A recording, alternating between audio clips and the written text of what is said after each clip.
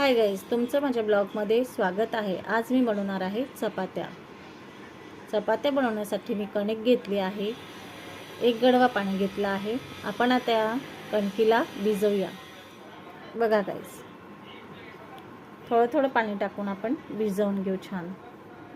बघा गाईज, आपली ही कणिक भिजवून झाली। आपण याच्यामध्ये थोडंसं तेल टाकूया आणि हिला पुन्हा थोडंसं चुरून घेऊ।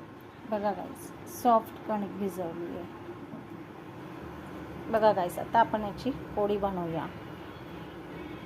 याला तेल लावलं आहे।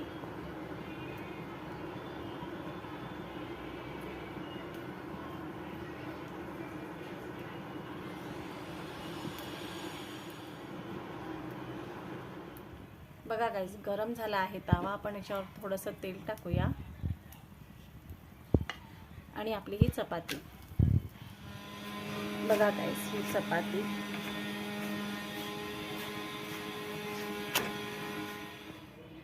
तर कशी वाटली तुम्हाला ही चपाती? कमेंट करून कळवा, लाईक करा आणि सबस्क्राईब करा।